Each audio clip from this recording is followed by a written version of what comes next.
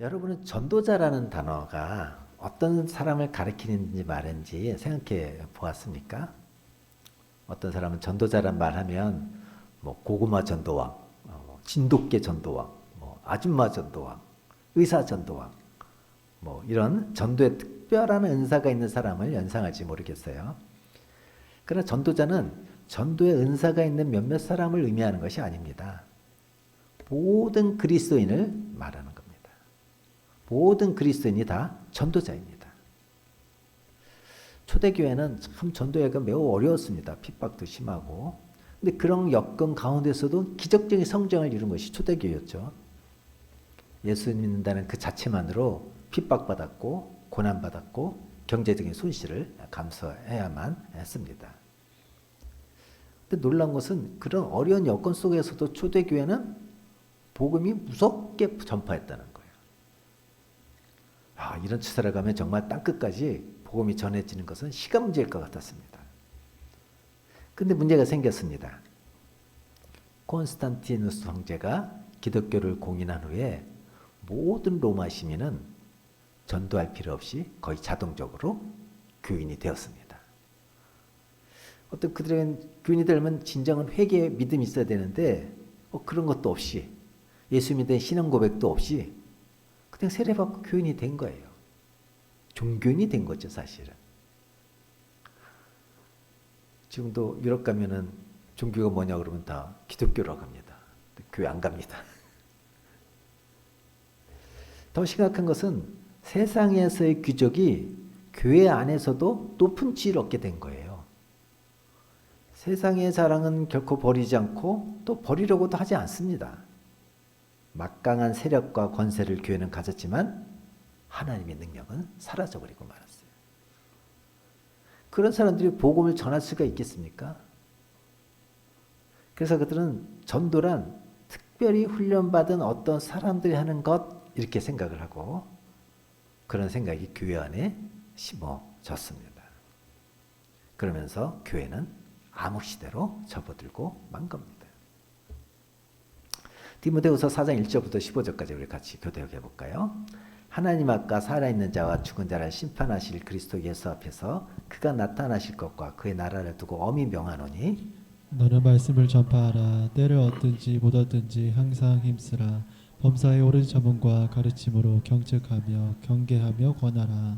때가 이르리니 사람이 바른 교훈을 받지 아니하며 귀가 가려워서 자기의 사욕을 따를 스승을 많이 두고 또 그 길을 진리에서 돌이켜 허탄한 이야기를 따르리라. 함께 봅니다. 그러나 너는 모든 일에 신중하여 고난을 받으며 전도자의 일을 하며 내 직무를 다하라.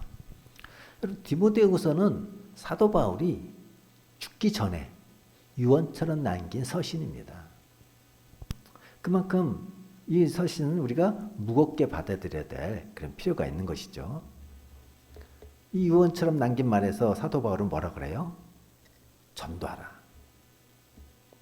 하나님 앞과 살아있는 자와 죽은 자를 심판하실 예수 앞에서 그가 나타나실 것과 그의 나라를 두고 엄히 명한다고 그랬어요. 그죠? 심각하지 않습니까? 천국, 하나님 나라, 예수님 이걸 두고 전도하라고 명령한 거죠. 근데 2절에 보면 어떻게 전도하라고 그랬나요? 때를 얻든지 못 얻든지 항상 말씀을 전파하라. 5절에는요. 전도자의 직무를 다하라. 여러분 전도 통해서 지금까지 예수님께 인도한 사람이 몇 명이에요? 이 전도는 예수님께서 제자를 부르신 목적이고 예수님께서 승천하시기 전에 제자들에게 마지막으로 하신 명령이죠. 예수님이 거의 유언 같은 명령 아닙니까? 그래서 전도는 때를 얻든지 못 얻든지 힘써 감당해야 하는 그리스도인의 사명인 거예요. 나 오래 교회 다니는 사람일수록 대체 전도로 하는 걸 어려워합니다. 거짓에 속고 있는 것입니다. 전도하는데 여러 가지 장애물이 있지만 그 중에 가장 큰 걸림돌은 전도가 어렵다고 생각하는 그런 고정관념이에요. 예수님께서 우리를 부르신 전도사의 삶을 살기 위해서는 이 고정관념부터 우선 깨야 됩니다. 전도가 어렵지 않다면 전도하는 게 쉽다는 말인가요? 나는 그리스도와 함께 십자가에 죽었고 이제 그리스도께서 내 안에 사는 사람에게는 전도는 쉬운 일이에요. 그러나 우리가 전도를 어렵게 느끼고 있다면 그것은 예수님으로 지금 살고 있지 않다는 말인 거죠. 전도는 유창한 말로 불신자를 설득하는 게 아닙니다. 전도는 우리가 복음 자체이신 예수님과 동행하며 사는 것을 그대로 전하는 거예요. 보여주는 거예요. 물론 우리가 효과적인 전도를 위해서 전도 훈련을 받을 필요는 있습니다. 그러나 예수님과 인격적인 관계를 맺고 있는 사람에게는 전도는 매우 자연스러운 거예요. 사도행전 1장 8절 말씀 봅니다. 시작. 오직 성령이 너에게 임하시면 너희가 권능을 받고 예루살렘과 온 유대와 사마리아와 땅끝까지 이르러 내 증인이 되리라 하시니라. 성령이 임하시면 내 증인이 된다. 내 증인은 예수님의 증인이 된다는 거죠. 증인이 하는 건 뭐예요? 그냥 보고 듣고 경험한 거를 그대로 말하는 사람이에요. 그거 어렵지 않습니다.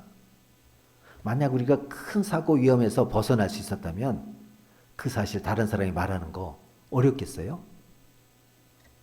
여러분이 거의 죽을 뻔한 그런 교통사고를 당해서 차는 정말 폐차가 될 정도로 완파됐는데 여러분은 눈썹 하나 다치지 않았어.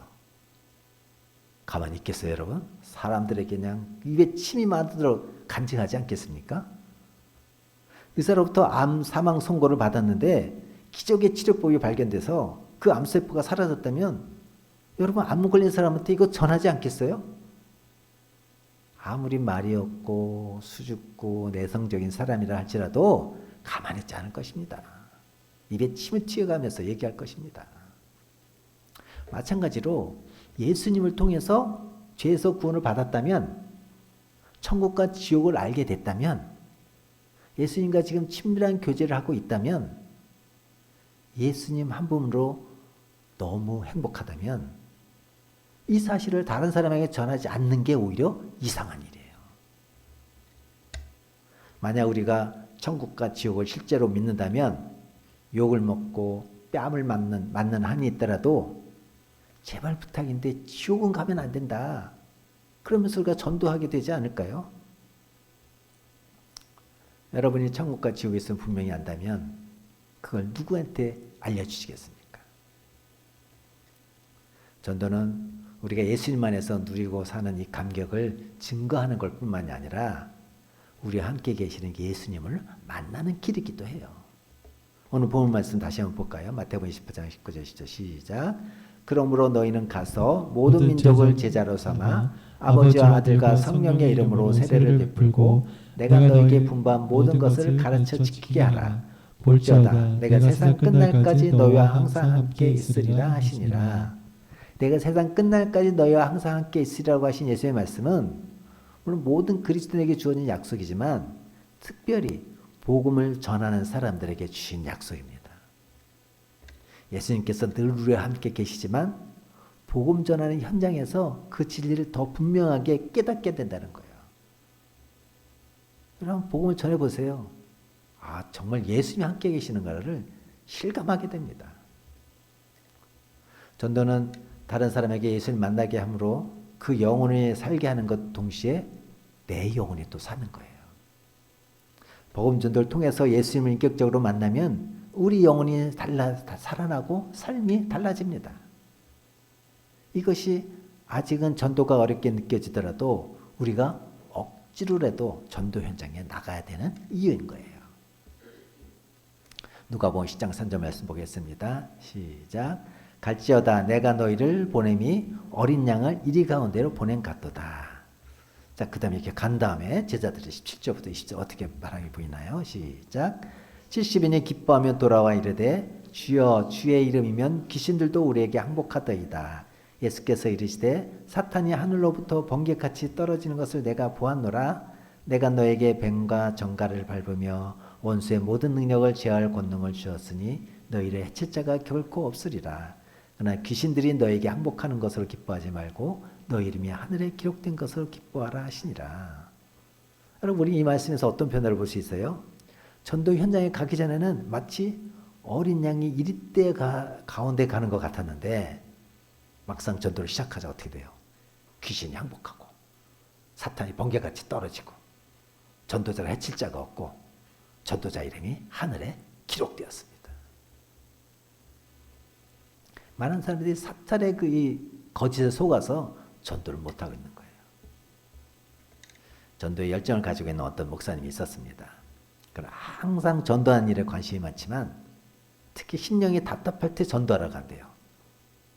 설교 준비가 잘 안 되고 마음이 답답하면 확성이 들고 거리에 나가서 주 예수를 믿으십시오. 그렇게 외치며 전도를 한다는 거예요.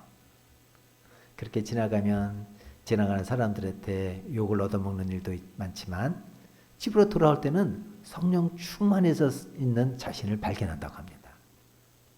전도하고 돌아오면 풀리지 않던 설교에 영감을 얻고 기도의 인도에도 불이 임했다는 느낌을 받는 것입니다. 그게 뭐예요? 전도를 통해서 영적인 힘을 얻는 거예요. 어떤 목사님이 신학대학 3학년 때 4학년 선배의 권유로 병원 전도를 간 적이 있었습니다. 사실 신학대학생이나 신학대학원생은 우리가 전도사라고 하잖아요. 그때 제일 전도 못하는 게 전도사들이에요. 그래도 그날 처음 전도를 나갔습니다. 3학년 때. 근데 3학년이라는 이유로 조장이 되었대요. 1학년 여학생과 짝이 돼서 병동 하나를 배정받았답니다. 근데 뭐 복음 전하는 방법도 모르고 특별히 병원 전도는 어떻게 하는 게인지 몰랐던 그가 얼마나 마음이 어려웠는지 몰랐어요. 근데 옆에 있는 여학생 때문에 선배로서 도망가지도 못하고 결국 한 병동을 다 돌았답니다. 그리고 이제 다시는 전도하러 나오지 않으리라 속으로 다짐을 했답니다. 근데 다음날 4학년 선배가 찾아와서 그가 만장일치로 병원 전도대 총무로 뽑혔다고 축하하신 거예요.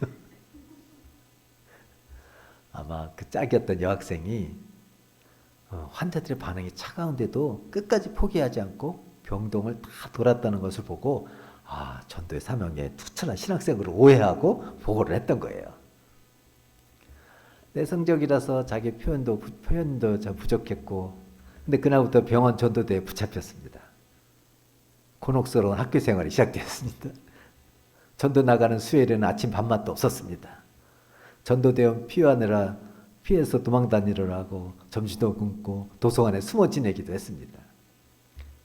산부인과 병동에 가서 임산부 붙잡고 중환자로 착각해서 하나님께서 병 고쳐서 건강해달라고 입에 침이 튀어가면서 기도를 했는데 나중에 생각해보니까 정말 등에 식은땀이 나는 그런 기억이었던 것입니다.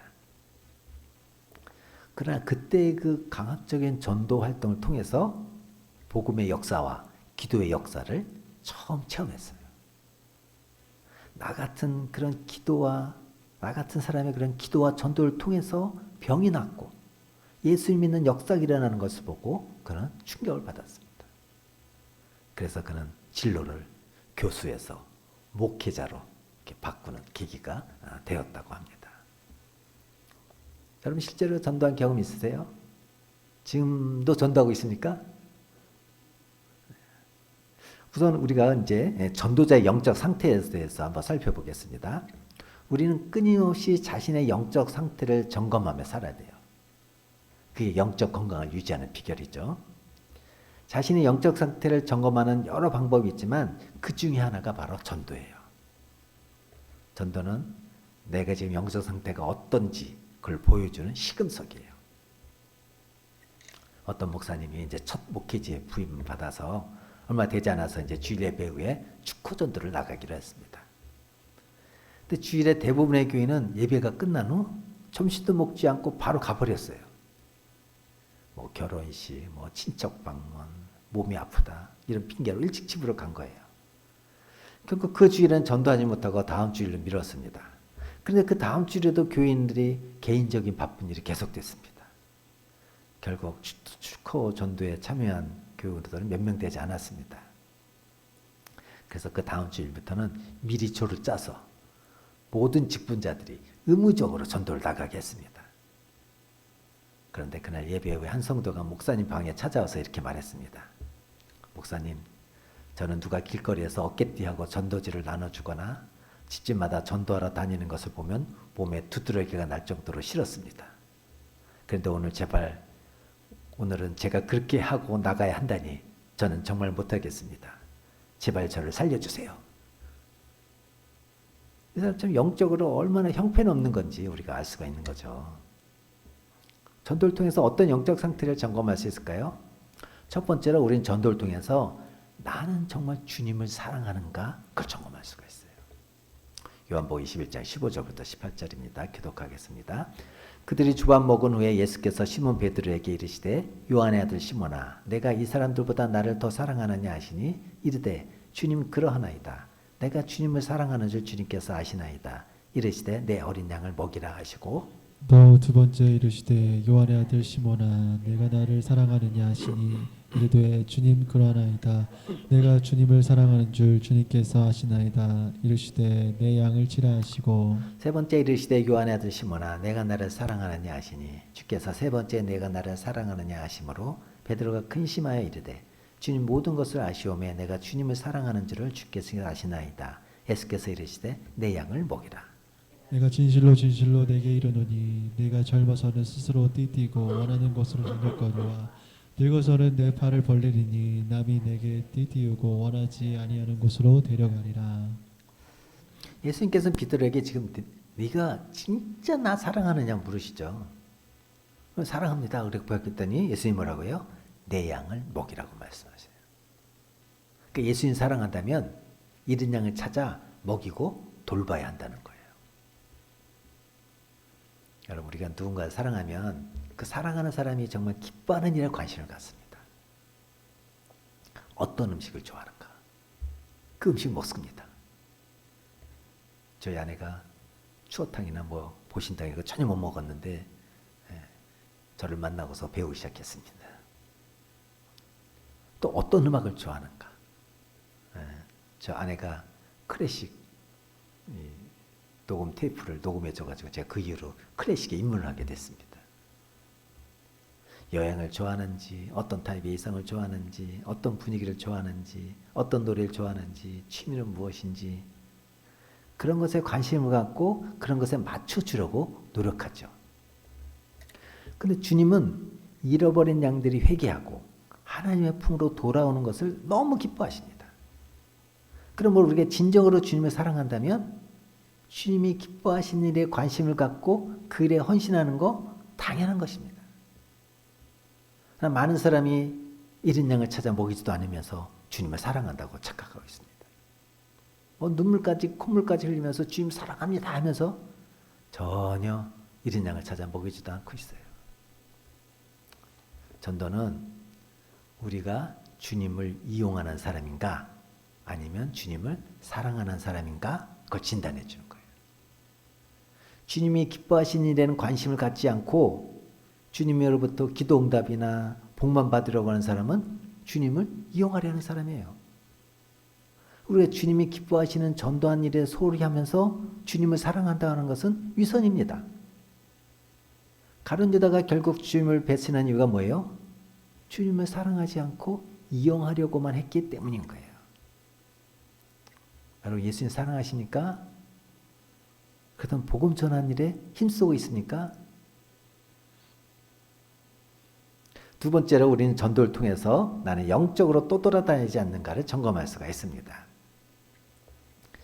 시냇물에 종이배를 띄우면 그 배는 물결을 따라 떠내려가다가 아무 곳에나 처박히고 말 것입니다. 많은 그리스도인이 세상에서 목표를 가지고 열심히 살아가지만 신앙생활에서는 종이배처럼 목표 없이 또 돌아다닙니다. 죄를 짓거나 방탕한 생활을 하지 않으면 괜찮다고 생각합니다. 그러나 물결 따라 떠다니는 종이배처럼 살다가는 1년, 5년, 10년 지난 후 심각한 상태에 빠질 수밖에 없습니다.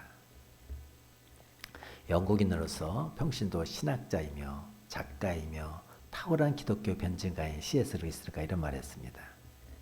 지옥으로 가는 길은 결코 벼랑이 아니다. 그 길은 밋밋한 내리막길이다. 사람들은 그 길을 기분 좋게 걸어간다. 이처럼 신앙생활에 아무런 목표나 열정도 없이 살아가는 것은 기분 좋게 내리막길을 걷는 것과 같습니다.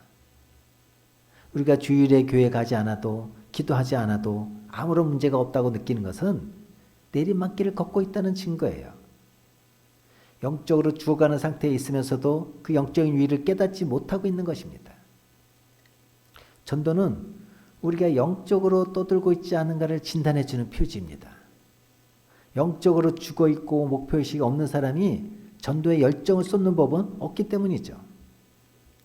어떤 분에게 전도훈련 받으러 권면했더니 그가 이렇게 말했습니다. 세상 살기도 힘든데 교회마저 힘들게 하면 우리는 어떻게 살 수 있습니까? 지금 이것도 우리로서는 최선을 다하는 것입니다. 더 이상 할 수 없어요. 그가 하는 말을 듣고 저는 말할 수 없이 슬픈 마음이 들었습니다. 그의 현재의 영적 상태 또 앞으로의 영적 상태를 알게 해주는 그런 말이었기 때문입니다. 예수님과 인격적 친밀감이 부족하고 전도가 어려지게 느껴지더라도 전도해야 됩니다. 전도가 어렵게 느껴진다면 전도 훈련에 참가해야 됩니다. 내년에도 3월과 9월에 전도 훈련이 있습니다. 제가 권유할 때 여러분이 아멘으로 받으시기 바랍니다. 전도가 어렵다고 주저앉아 있는 것과 그걸 극복하기 위해 훈련을 받겠다고 하는 결단은 다른 문제입니다. 하나님께서는 하나님의 말씀에 순종하겠다는 결단 위에 성령 충만함으로 응답해 주실 줄 믿습니다. 세 번째로 우리는 전도를 통해서 나는 하나님의 은혜의 통로 역할을 하고 있는가? 그걸 점검할 수가 있어요. 하나님께서는 그리스도인을 복의 근원으로 삼으셨습니다. 하나님의 은혜와 복을 세상을 흘려보내는 통로 역할을 하도록 부르심을 받았어요. 이것은 아브라함이 받은 약속인데 그것을 이스라엘이 깨닫지 못해서 결국 마지막에 실패하고 말았습니다. 모든 그리스도인이 하나님의 은혜를 받고 있습니다. 그러나 그 은혜가 영적 성장의 발판이 되지 못하고 흐지부지 되어버립니다. 은혜를 받으려고만 했지 흘려보내지 않았기 때문입니다. 예를 들어 예배 드리면서 설교를 통해 은혜 받았다고 생각해 보십시오. 자신이 받은 은혜를 다른 사람에게 간단하게라도 전하면 그 은혜는 오래 간직되고 자기 것이 됩니다. 우리가 예배 끝나고 목장 모임 통해서 그 받은 은혜를 나누는 것이 바로 그런 목적인 거예요. 그러나 아무리 큰 은혜를 받았더라도 그 은혜를 나누지 않으면 금방 사라질 수밖에 없습니다. 전도는 다른 무엇보다 가장 귀한 복을 나누는 거예요. 그렇기 때문에 전도를 통해서 내가 하나님의 은혜 통로 역할을 잘 감당하고 있는지 진단해 볼 수가 있습니다. 브루스 바턴이라는 사람이 더맨 노우스 그런 책에서 갈릴리 바다와 사해 바다의 차이를 이렇게 설명합니다. 팔레스타인에는 두 개의 바다가 있다. 하나는 맑은 물에서 물고기들이 살고 있다. 초록색 바닷물이 방파제에 부딪히며 아름다운 물보라를 일으킨다. 나무들은 그 위에 가지를 들이우고 목마른 뿌리를 뻗어 갈증을 풀어줄 물을 빨아들인다. 산골짜기로부터 흘러내리는 요단강물이 이 바다를 더욱 빛나게 적셔준다. 햇빛을 받은 바다가 환하게 미소 짓는다. 사람들이 그 근처에 집을 짓고 살며 새들도 둥지를 틀고 산다. 그 바다가 있기에 모든 생명체는 더없이 행복하다. 요단강은 남쪽으로 흐르다가 다른 바다를 만난다. 이 바다에는 물고기들이 튀어오르지 않고 나뭇잎의 펄럭임도 새들의 기저김도 아이들의 웃음소리도 없다. 여행객들은 아주 급한 용무가 있지 않는 한 이곳을 지나가지 않는다. 물 위로는 무온 공기가 잠들고 있으며 사람, 짐승, 새도 그 물을 마시지 않는다. 인접해 있는 이 두 바다를 무엇이 그렇게 다르게 만들었을까요? 요단강이 그렇게 만든 건 아닙니다. 요단강은 두 바다에 똑같이 좋은 물을 공급합니다. 바닷속 토양 때문도 아니고 주변 지역의 토양 때문도 아니고 차이는 다름 아닌 이것인데 갈릴리 바다는 요단강 물을 받아들이지만 그것을 가둬두지 않습니다. 한 방울의 물을 받아들이면 한 방울의 물은 흘려 보냅니다. 주는 것과 받는 것이 언제나 똑같이 이루어집니다. 또 다른 바다는 얌체처럼 욕심껏 받아들이기만 합니다. 그러고는 조금도 내놓으려고 하지 않는다. 흘러 들어오는 족족 가져가 버린다. 갈릴리 바다는 내어주고 살아있다. 그러나 다른 바다는 아무것도 내어놓지 않는다. 그래서 이 바다는 사해, 죽은 바다라는 이름이 붙여졌다. 여러분의 삶은 갈릴리 바다와 사해 중 어느 바다 같습니까? 여러분의 영적 상태를 진단해 보시기 바랍니다. 지금까지는 전도자의 영적 상태를 살펴봤다면 다음은 불신자의 영적 상태에 대해서 살펴보겠습니다. 그리스도인은 때를 얻든지 못 얻든지 전도해야 합니다. 항상 복음 전하는 사람으로 살기 위해서 전도에 대해서 바른 이해를 가지고 있는 게 중요합니다. 전도에 관한 여러 가지 오해가 전도의 장벽이 되기 때문입니다. 전도하기 위해서 우리가 알아야 될 것, 첫 번째로는 불신자의 영적 상태를 정확하게 이해해야 합니다. 어떤 분이 두 아들을 다음과 같이 소개했습니다. 목사님, 큰아들은 예수는 잘 믿는데 너무 못 살고, 둘째는 예수는 안 믿는데 참 잘 살아요. 큰아들이 참 걱정해요. 큰아들을 위해서 기도해 주세요. 경제적으로 어려움 당하고 있는 자녀에 대한 그 어머니의 마음은 이해하지만 그는 잘 산다는 말을 잘못 이해하고 있습니다. 어떤 성도가 전도하러 나갔다가 와서는 예수 안 믿어도 잘 사는 사람 많네요. 그렇게 말하는 것입니다. 전도하러 어느 집에 갔는데 집이 얼마나 큰지 교회를 할 정도였다고 합니다. 근데 그 집 주인이 자기를 보고 당신같이 예수 믿는 사람들 보니까 불쌍하다 이렇게 하는데 그 말에 너무 공감이 가더라는 거예요. 전도하러 갔다가 전도 받고 돌아왔습니다. 왜 이런 현상이 일어납니까?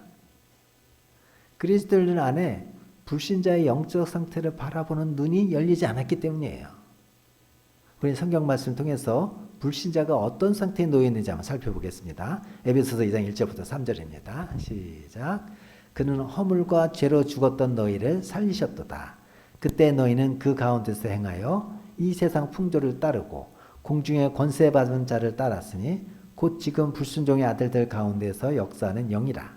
전에는 우리도 다 그 가운데서 우리 육체의 욕심을 따라 지내며 육체의 마음에 원하는 것을 하여 다른 이들과 같이 본질상 진노의 자녀였더니. 불신자들은 뭐예요? 허물과 죄로 죽은 사람들이에요. 이 세상 풍조, 공중 권세 잡은 자, 한마디는 뭐예요? 두 글자로 마귀. 그 마귀를 따르는 자들이에요. 육체의 욕심을 따라 지냈던 사람입니다. 본질상 하나님의 진노가 머물러 있는 진노의 자녀예요. 집이 크면 뭐합니까? 하나님이 진노하려 했는데. 영원한 천국에 가지 못하는데. 마태복음 11장 28절입니다. 시작. 수고하고 무거운 짐진 자들아 다 내게로 오라. 내가 너희를 쉬게 하리라. 그들은 수고하고 무거운 짐을 진 자들이에요. 돈이 아무리 많아도, 높은 지위에 있어도, 명예가 높아도, 지식이 많아도 잘 사는 것 같지만 사실은 수고하고 무거운 짐을 지고 있는 사람들입니다. 그래서 개인적으로 만나보십시오. 정말 무거운 짐을 지고 돈 많은 사람은요, 돈 많은 것 때문에 무거운 짐을 지고 있고요. 지식 많은 사람은 그 많은 지식 때문에 그 무거운 짐을 지고 있고요. 높은 지위에 있는 사람은 그 지위 지키려고 좀 무거운 짐을 지고 있어요. 누가복음 16장 22절 23절입니다. 시작. 이에 그 거지가 죽어 천사들에게 받들려 아브라함의 품에 들어가고 부자도 죽어 장사되매 그가 음부에서 고통 중에 눈을 들어 멀리 아브라함과 그의 품에 있는 나사로를 보고. 자, 불신자는 뭐예요? 죽은 다음에 지옥에서 영원히 고통당할 존재입니다. 우리는 재산이 많고 적음, 지위에 높고 낮음, 그걸 가지고 사람을 평가하는 세상에 살고 있어요. 그러나 겉모양이 어떻든지 간에 불신자들은 하나님과 관계가 끊어진 채 마귀에 사로잡혀 죄의 종노릇하며 살고 있습니다. 마귀의 종노릇하며 죄 가운데 살고 있는 사람들이 행복한 삶을 살 수 있을까요? 복의 근원이신 하나님과의 관계가 끊어진 채 행복한 삶을 살 수 있는 사람은 아무도 없습니다. 그들은 하나님 없는 불행 속에 살다가 결국 지옥에 갈 수밖에 없습니다. 진정한 행복은 예수 그리스도로부터 시작됩니다. 죄 때문에 끊어진 하나님과 관계를 회복할 수 있게 만드는 것은 복음밖에 없어요. 지옥에서 영원히 고통받아야 할 사람을 천국으로 인도할 수 있는 것은 십자가 복음밖에 없습니다. 만약 우리가 불신자의 영적 상태를 정확하게 한다면 그들이 어떤 형편에 있든지 예수 그리스도가 행복의 시작이라고 담대히 전할 수 있을 것입니다. 여태까지 여러분들 잘 살고 사회적인 높은 사람 어떻게 바라봤어요? 그들에게 여러분 그리스도는 행복의 시작이라고 자신 있게 말할 수 있습니까? 아멘이 나와야 되는데. 두 번째, 전도하기 위해서 우리가 꼭 알아야 될 것은 무엇입니까? 전도가 무엇인지 정확하게 이해해야 됩니다. 로마서 10장 13절부터 15절입니다. 시작. 누구든지 주의 이름을 부르는 자는 구원을 받으리라. 그런즉 그들이 믿지 아니하는 일을 어찌 부르리요? 듣지도 못한 일을 어찌 믿으리요? 전파하는 자가 없이 어찌 들으리요? 보내심을 받지 아니하였으면 어찌 전파되리요? 기록된 바 아름답도다 좋은 소식을 전하는 자의 발이여 한과 같으니라. 13절에 어떤 사람이 구원을 받아요? 주의 이름을 부르는 사람. 전도에 4단계가 있습니다. 부름을 받고 복음을 듣고 복음을 전파하고 예수님을 믿는 거죠. 15절에 보면 어떤 사람의 발이 아름답다고 했습니까? 좋은 소식을 전하는 자들. 전도라는 것은 말 그대로 복음을 전하는 거예요. 많은 사람들이 전도를 불신자를 교회에 데려오는 것 정도로 생각합니다. 불신자를 교회로 데려오는 것도 정확하게 표현해서 그는 인도라고 합니다. 안타까운 사실이지만 불신자 중에 교회에 와본 사람이 얼마나 많은지 몰라요. 여러분 전도 한번 해보십시오. 대부분 다 교회는 한두 번 와봤어요. 도시 청소년 경우 100명 중 100명 중 90명이 교회 다녀본 적이 있다고 합니다. 그러나 그들은 여전히 영적으로 방황하고 있습니다. 그 이유는 교회로 인도를 받고 나왔지만 정확한 복음을 듣고 양육받지 못했기 때문이에요. 대학생의 3%가 예수 믿는다고 하잖아요. 근데 전도하면 대개 다 교회는 한두 번 다 갔다 왔습니다. 사람들을 교회로 인도하는 것도 필요합니다. 그러나 그에 앞서 우리는 삶의 현장에서 전도해야 돼요. 우리가 살고 있는 집 주변에서, 우리가 다니는 학교, 직장, 일터에서 만나는 사람들에게 그리스도의 복음을 전해야 합니다. 그것이 우리에게 삶의 현장을 허락하시고 사람들을 붙여주시는 하나님의 뜻인 거예요. 어느 회사를 경영하는 CEO가 신앙생활을 잘하고 있었습니다. 주일이면 아무것도 하지 않고 교회 가서 예배 드렸지만 전도는 하지 못했어요. 자신이 경영하는 직원들에게 한 번도 예수 믿으라고 전도하지 못했습니다. 그러던 어느 주일 설교 듣고 자신이 전도하지 못한 잘못을 깨달았습니다. 그래서 이제부터는 꼭 전도해야겠다는 결심하고 사무실에 나갔습니다. 사무실 문을 열고 제일 먼저 들어온 사람은 그의 비서였습니다. 생각해보니 비서에게 한 번도 예수 믿으라고 전도해 본 일이 없었습니다. 먼저 비서에게 교회 다니고 있는지 물어봤습니다. 했더니 비서가 놀란 표정으로 왜 그런 거 묻느냐는 대답이 돌아왔습니다. 그래서 그는 예수 믿어야 구원받는다 말로 전도를 했습니다. 그 말에 비서가 이렇게 대답했습니다. 제가 사장님을 15년 동안 모셨는데 저한테 한 번도 전도를 안 하셔서 저 같은 존재는 예수 믿을 수도 없나 보다 생각했습니다. 오늘 이렇게 저한테 전도해 주시니 감사합니다. 저도 다음 주부터 교회 다니겠습니다. 여러분, 오늘부터 우리 살고 있는 집 주변에서, 우리가 다니는 직장, 일터에서, 이웃에게, 만난 사람들에게 그리스도의 복음을 전하는 저와 여러분 되기를 간절히 축복합니다.